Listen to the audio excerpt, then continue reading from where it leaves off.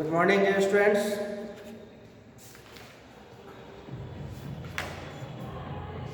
हमारा chapter continue चल रहा है। हमारा चैप्टर हम लोगों ने स्टार्ट किया था अंडरस्टैंडिंग आवर डाइवर्सिटी, जो हम लोग हमारा अभी चल रहा है वो चैप्टर अंडरस्टैंडिंग आवर डाइवर्सिटी। और हमने डाइवर्सिटी को कई क्लासेस में जो है इसको देखा, विभिन्न पहलुओं को देखा, है ना, कई एस्पेक्ट्स को देखे कहाँ कहाँ डाइवर्सिटी है। ठीक है, तो हम लोगों ने लास्ट क्लास में जो है रीजनल डाइवर्सिटी हमें आज शुरू करना है। रीजनल डाइवर्सिटीज यानी क्षेत्रीय विविधता। ठीक है, कल हम लोगों ने कल्चरल डाइवर्सिटी तक पढ़ लिया था। आज हम लोग रीजनल डाइवर्सिटी की बात करेंगे। ठीक है, रीजनल क्षेत्रीय regional diversities.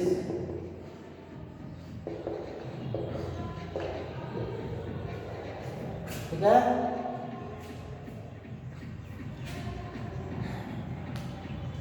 living in different environments brings diversity in the people's way of life and leads to regional diversity। लोगों का जो जीने का तरीका है वो डिफरेंट है, डिफरेंट इन्वायरमेंट में रहने के कारण, और इसी की वजह से इसको हम लोग रीजनल डाइवर्सिटी या क्षेत्रीय विविधता कहते हैं। अलग अलग विभिन्न क्षेत्रों में रहने के कारण, है ना, जो है वे ऑफ लाइफ जो है अलग अलग है, जो रीजनल डाइवर्सिटीज को जन्म देता है।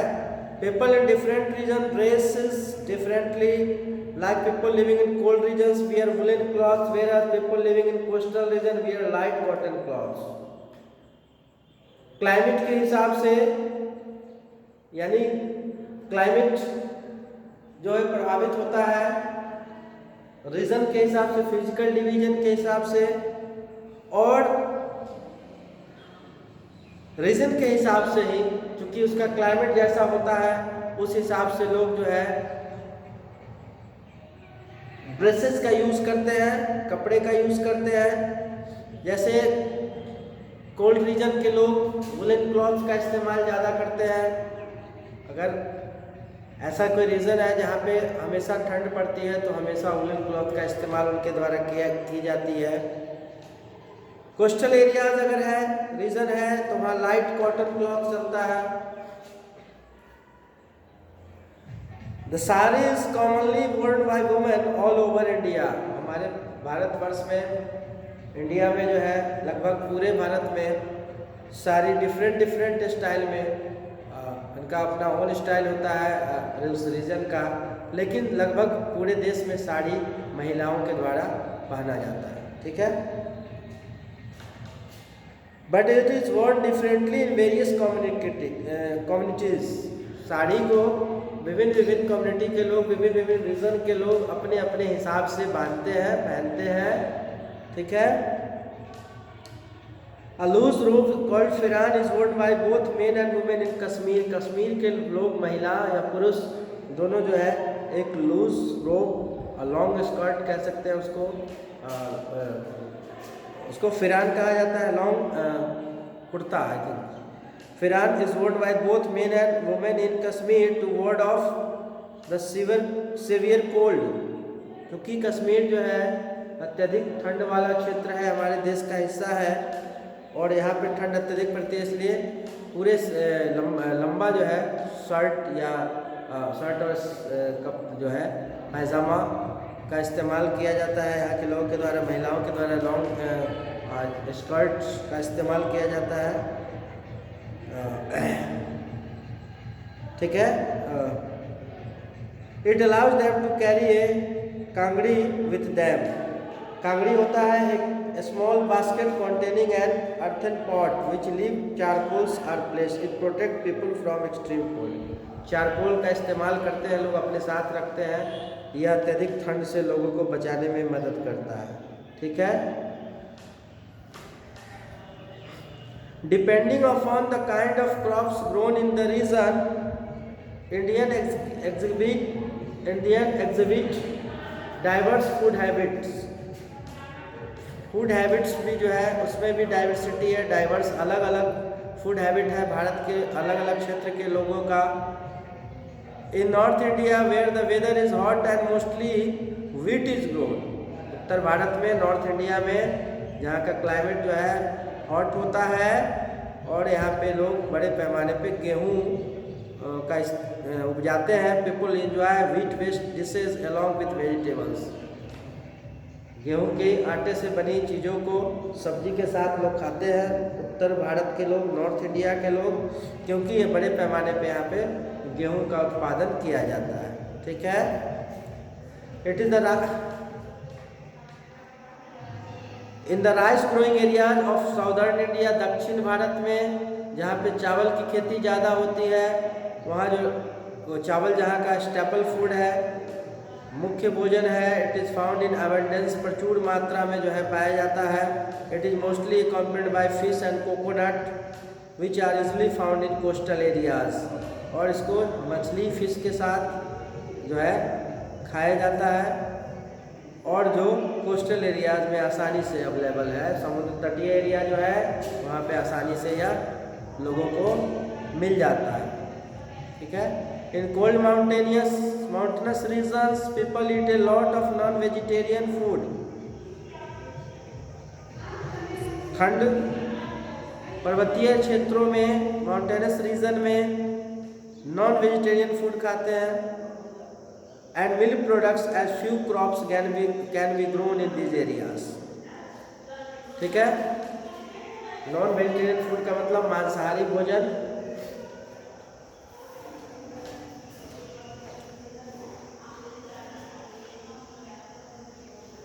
इफेक्ट्स ऑफ, अभी तक हम लोगों ने विभिन्न पहलुओं पे चर्चा की। डाइवर्सिटी, किन किन क्षेत्रों में डाइवर्सिटी देखने को मिलता है, किन किन क्षेत्रों में डाइवर्सिटी है, हम लोगों ने इस पे चर्चा की। अब जो हमारा टॉपिक है वो है इफेक्ट्स ऑफ डाइवर्सिटी। क्या इसका प्रभाव है, क्या इफेक्ट्स है, इसकी बात हम लोग करेंगे।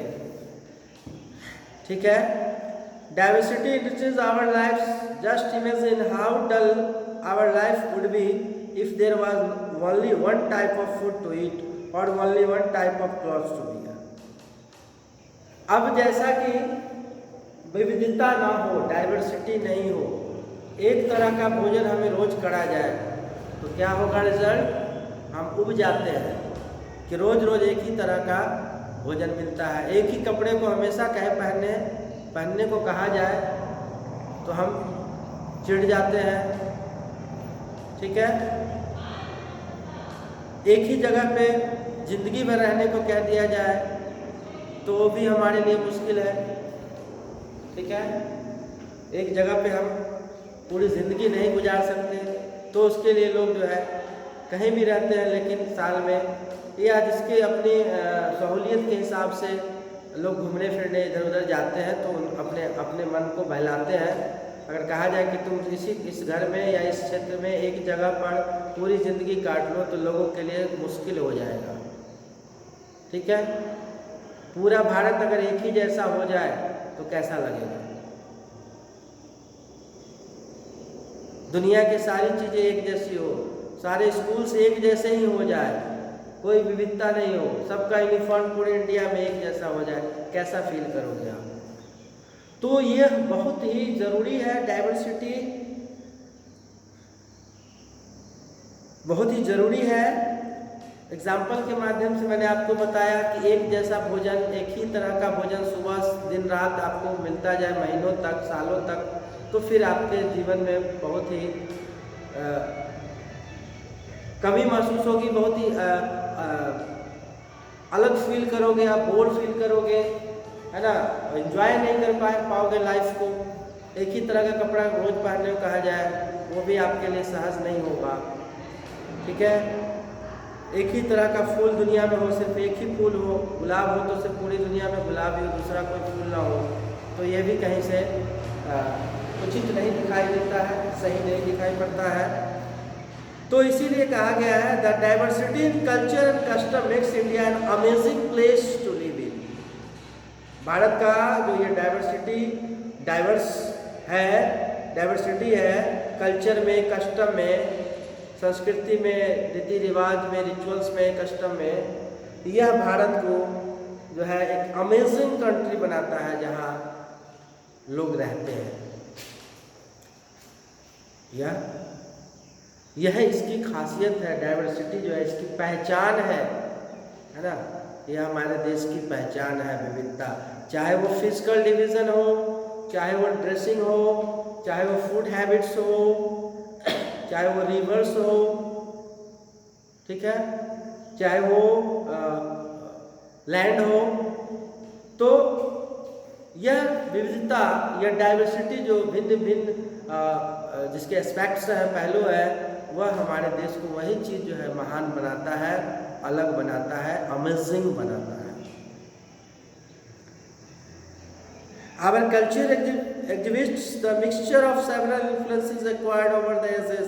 This indicates how people in the past were tolerant and open to new ideas. पुराने समय में लोग कितना सहनशील रहे होंगे, इसका अंदाज़ा इसी से लगाया सकता है। इतनी अपॉर्चुनिटी नहीं थी लोगों के पास। जब हम बहुत साल पीछे जाते हैं, अपने इतिहास को पलटते हैं, तो देखते हैं उनके पास अपॉर्चुनिटी नहीं थी जो हमारे पास आज है।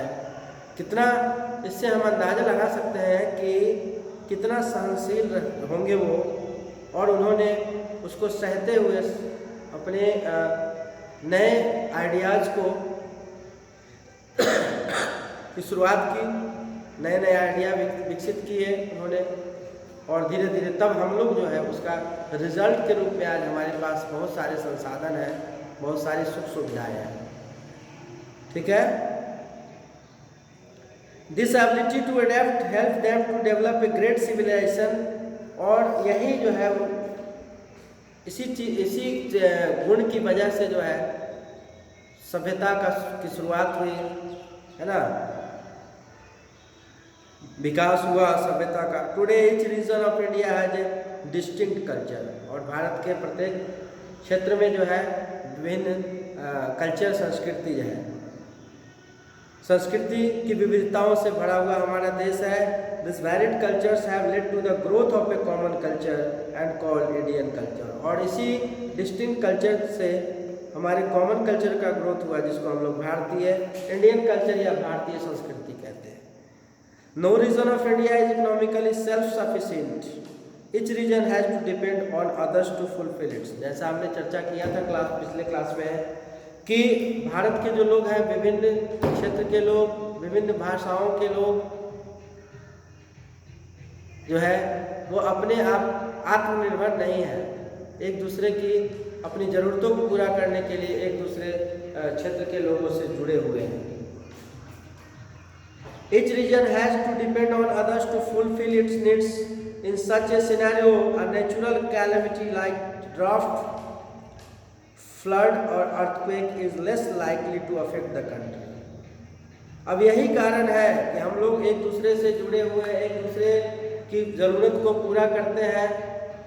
तो ये जो नेचुरल क्लैमिटी है, जिसको डिजास्टर भी कहा जाता है, ड्राफ्ट हो गया सूखा, फ्लड यानी बाढ़, अर्थक्वेक यानी भूकंप, is less likely to affect the country as a whole.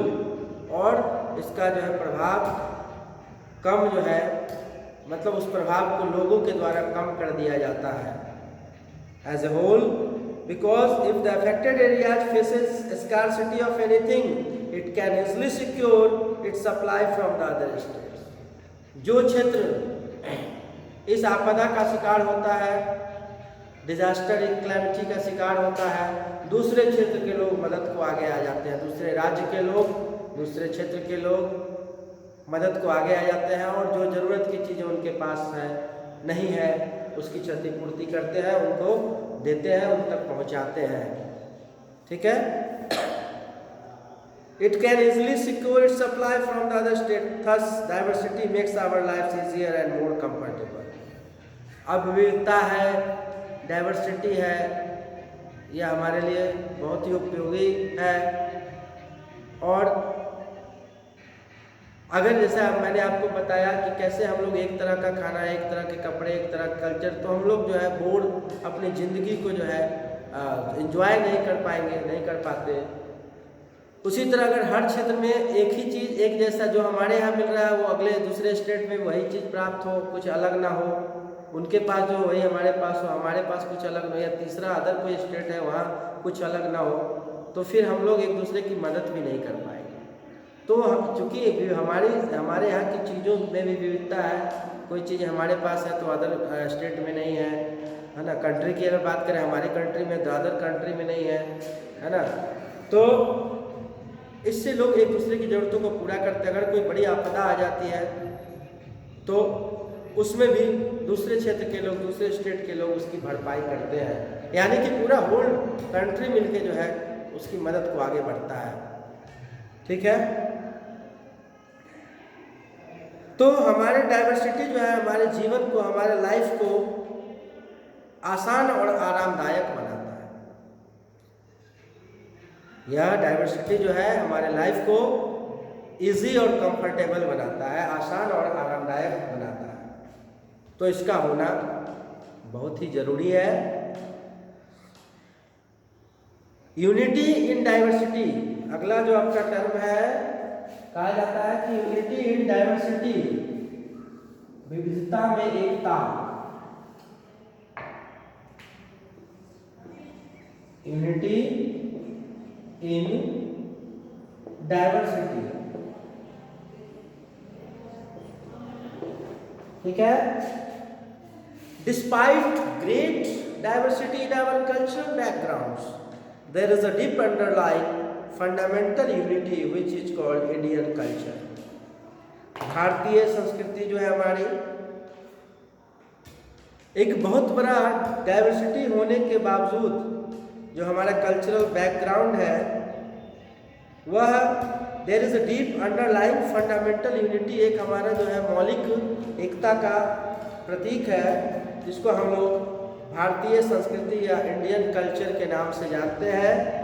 It keeps us United, और यह हमें बांध के रखता है, एक बंधन में एकजुट करके रखता है, बांध के रखता है, एक नेशन के रूप में, एक राष्ट्र के रूप में। It keeps us united as a nation at all times and preserves our identity as one nation despite various diverse feature. विभिन्न क्षेत्रों में, अलग अलग क्षेत्रों में अलग अलग प्रकार की चीज़ों, अलग अलग चीज़ों के बावजूद, अलग अलग कल्चर के बावजूद हमारा देश एक है, हमारा राष्ट्र एक है, हमारी आइडेंटिटी एक है कि हम भारतीय हैं, हम इंडियन हैं। One nation despite various diverse features, India's freedom struggle is a good example of unity in diversity. भारतीय स्वतंत्रता जो है, भारतीय स्वतंत्रता की जो लड़ाई, जो इंडियन फ्रीडम स्ट्रगल था, संघर्ष था, जो भारत को आज़ाद कराने के लिए जो हमारे देश के लोगों ने जो संघर्ष किया, वह एक बेहतरीन एग्जाम्पल है यूनिटी इन डाइवर्सिटी। क्योंकि उस युद्ध में, उस स्ट्रगल में, उस आंदोलन में किसी एक राज्य, किसी एक समुदाय, किसी एक धर्म के लोगों ने भाग नहीं लिया था, बल्कि पूरे भारतवर्ष, पूरे इंडिया के विभिन्न धर्मों, समुदायों के लोगों ने, राज्यों के लोगों ने, विभिन्न कल्चर वाले, डिफरेंट कल्चर वाले लोगों ने हिस्सा लिया था। ये सबसे बड़ा एग्जाम्पल है यूनिटी इन डाइवर्सिटी का। The injustice of British rule brought the people of India together, और ये जो अन्याय, जैसा कि हम पढ़ते आ रहे हैं कि अंग्रेजों के द्वारा जो अन्याय किया गया भारतीयों के खिलाफ, है ना, भारतीयों के साथ जो दुर्व्यवहार करते थे अंग्रेज, इसी दुर्व्यवहार ने, इनजस्टिस जो है नेचर ने जो है भारतीयों को एक सूत्र में बांधा, एक किया। Men and women of different regions got together to fight the unjust rule of the British. British के अन्याय के खिलाफ देश के अलग अलग राज्यों से पुरुष और महिलाओं ने उसके खिलाफ बगावत किया, इस आंदोलन में हिस्सा लिया। They fought against all odds and accepted the cruelest punishments together. The British tried to rule India with their divide and rule. जैसा कि हम जानते हैं अंग्रेजों का जो पॉलिसी थी, डिवाइड एंड रूल, फूट डालो और शासन करो, इसको भारतीयों ने समझ लिया और इसको सक्सेस नहीं होने दिया। लोगों ने कहा कि नहीं, अंग्रेज की चाल है, और हम लोगों को है इसकी चाल में नहीं आना है और हमें यूनाइट होकर रहना है, एक होकर रहना है। As people of India remained united in their struggle against the British, the force of love, truth and devotion kept them together. प्रेम, सच्चाई और समर्पण ने इनको एक साथ किया, उसकी शक्ति ने इनको एक साथ किया, है ना। क्या शक्ति थी? The force of love, truth and devotion kept them together. Many songs and symbols stand for the historic struggle of the people and even today they bind people together emotionally. और यही चीज़ जो है हमारे पूरे देश को, लोगों को जो है बांध के रखती है, एक सूत्र में बांध के रखती है। यह हमारी एकता का परिचय है। National integration lies in unity, our country is bound as a civilisation due to its common culture. पूरे देश का एक ही कॉमन कल्चर है, अलग अलग कल्चर होने के बाद पूरे देश का जो है एक कॉमन कल्चर है ना। Hereby preserving the nation identity known as our heritage, और जिसको जो हमारे देश की धरोहर संपत्ति है ना, जो पहचान है, राष्ट्रीय पहचान है, उसको हम लोग हेरिटेज या विरासत या धरोहर कहते हैं, है ना। नेशनल हेरिटेज या नेशनल या भारतीय धरोहर कहते हैं उसको हम लोग, ठीक है। Our first prime minister Jawaharlal Nehru point the phrase, उन्होंने एक फ्रेज कहा, Pandit Jawaharlal Nehru was the first prime minister of India, unity in diversity to describe India. Bharat को डिस्क्राइब करने के लिए उन्होंने कहा यूनिटी इन डाइवर्सिटी, यानी डाइवर्सिटी में भी एकता है, विभिन्न विभिन्न धर्म, विभिन्न समुदाय, विभिन्न कल्चर के लोग होते हुए भी हम सब के अंदर हम लोग जो है एक है, हमारे अंदर यूनिटी है, हमारे अंदर एकता है। यह इस तरह से भारत को उन्होंने डिस्क्राइब किया पंडित जवाहरलाल नेहरू ने। Our national song Vande Mataram was written by Bankim Chandra Chatterjee who belongs to Bengal. The Urdu poet Mohammad Iqbal wrote the song Saare Jahan से अच्छा हिंदुस्तान हमारा। तो यह जो मैंने ये नाम लिया, ये दर्शाता है हमारे देश के अंदर अलग धर्म के लोग, कोई भी धर्म के लोग हो, कोई भी राज्य के लोग हो, किसी भी क्षेत्र के लोग हो, हम सब मिलकर देश के लिए काम करते हैं, देश की शान को आगे बढ़ाते हैं, देश के सर को ऊंचा करते हैं। जैसे देखा अभी हम लोगों ने कि हमारा जो नेशनल सॉन्ग है वंदे मातरम, उसको बंकिम चंद्र चटर्जी ने लिखा था, और जो हमारा सारे जहां से अच्छा गीत है उसको उर्दू पोएट मोहम्मद इकबाल साहब ने लिखा था। तो हम देश के लिए सारी जो डिफरेंसेस है वो आके यहाँ पे समाप्त हो जाती है कि हम लोग एक है, हम सब इंडियन है, वी ऑल आर इंडियन, ठीक है।